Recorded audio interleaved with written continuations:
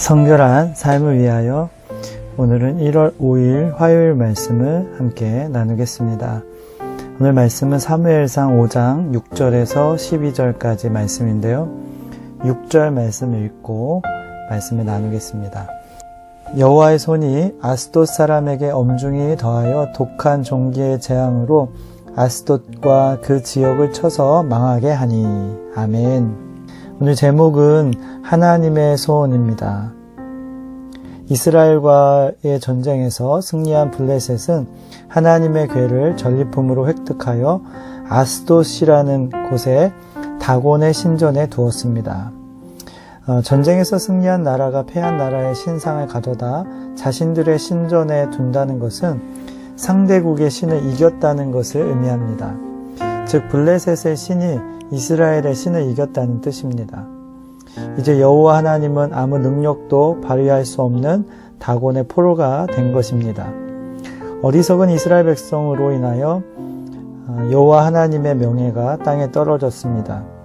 그런데 다곤의 신전 안에서 놀라운 일이 벌어졌습니다. 다곤 신상이 여호와의 궤 앞에 엎드려져 있었던 것입니다. 마치 다곤이 여호와 앞에 납작 엎드려 항복한 모습이었습니다. 블레셋 사람들이 다곤 신상을 다시 세워 놓았지만 다음날 보니 신상은 또다시 엎드려져 얼굴이 땅에 닿았고 머리와 두 손목은 끊어져 있었습니다. 거기에 더해서 독한 종기의 재앙이 아스돗과 그 지역에 발생하였습니다. 결국 아스돗 사람들은 이 상황을 논의한 후에 하나님의 궤를 가드로 보내기로 합니다. 하지만 가드에서는 더 심히 큰 환란이 일어났습니다. 이번에는 가드 사람들이 하나님의 궤를 에그론으로 보냈습니다.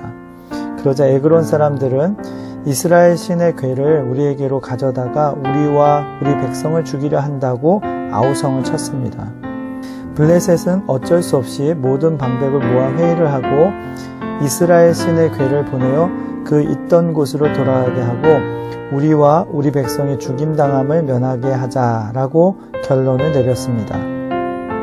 이스라엘 백성들이 실추시킨 하나님의 명예를 하나님 자신이 세우십니다. 하나님은 승리의 순회를 하시듯 아스돗에서 가드에서 에그론으로 다니시면서 블레셋을 능력의 손으로 치셨습니다. 하나님의 능력이 이스라엘을 이기고 승리감에 도취한 블레셋 성읍들 안에서 역사하셨습니다. 하나님은 이스라엘 신을 이겼다고 교만해진 블레셋의 콧대를 납작하게 하셨습니다. 하나님의 능력과 주권을 인정하며 순종하는 믿음을 가져야 하겠습니다. 아멘.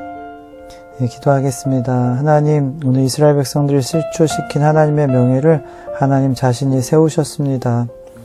어찌 보면 하나님께서 하나님의 손이 직접 또 하나님의 능력을, 하나님의 역사하심을 보여주신 사건이라고 볼 수 있습니다.